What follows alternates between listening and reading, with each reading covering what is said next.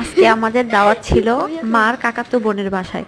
তো আমি আর মিথিলা আমরা দুজন হচ্ছে বাড়ি থেকে বের হয়ে যাব ভাবলাম। তো আমরা সাধারণত মা ছাড়া বা কোনো গার্ডিয়ান ছাড়া একা খুব কম বের হই, মানে বেরই হই না। তো আজকে যেহেতু সুযোগ পাইছি আমি আর মিথিলা, তো ভাবলাম নদীর পাড় দিয়ে যাই। পাড়ার ভিতর দিয়ে না গিয়ে আমরা হচ্ছে নদীর পাড় দিয়ে বের হয়েছি। পরে যেয়ে দেখি মাছের আঁশ হচ্ছে রোদে শুকাচ্ছে, এটা আমি জানি না কি কেন কি করে। পরে হচ্ছে মাসিকে জিজ্ঞাসা করলাম, বললো যে এগুলো দিয়ে হচ্ছে জামার মধ্যে যে চুমকি বানানো হয় ওইটা থেকে উৎপন্ন হয়। তিতাস নদীটা আজকে এত সুন্দর লাগছিল। তারপর দেখি একটা প্রেগনেন্ট ছাগল, আমি ভাবতেছিলাম ছাগলের হচ্ছে গার্ডিয়ানরা কই, মানে এর মালিক কই, কেউ যদি চুরি করে নিয়ে যায়। তারপর ছিল কয়েকটা ভেড়া, মিথিলা এগুলোকে খুব আদর করছিল, বারবার বলতেছিল যে মাসি আমি একটাকে বাসায় নিয়ে যাই। পরে আমরা চলে গেলাম নেমন্তন্ন বাড়িতে। গেটটা খুলতেছিল না, কিন্তু আস্তে আস্তে খুললো, তারপর ঢুকলাম।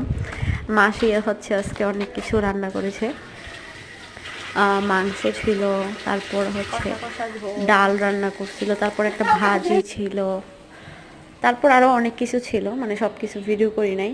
এখানে ভাত ছিল, তারপর হচ্ছে একটা কচু দিয়ে একটা কি ভর্তা টাইপ একটা ছিল, তারপর হচ্ছে মাছ ছিল, ডিম ছিল, মানে প্রত্যেকটা রান্না এত ভালো হয়েছিল। মানে আমি অনেক দিন পর মাসির হাতে রান্না খাইছি, খুবই ভালো লাগতেছিল।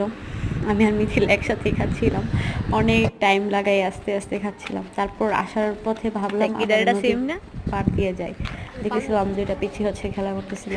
আর নৌকাতে একটু ঘুরেই, মানে আমাদের পাড়ার সাথে এত সুন্দর একটা নদী, কিন্তু বছরে হয়তো একবারও যাওয়া হয় না, এরকম একটা অবস্থা। মানে খুবই সুন্দর লাগতেছিল।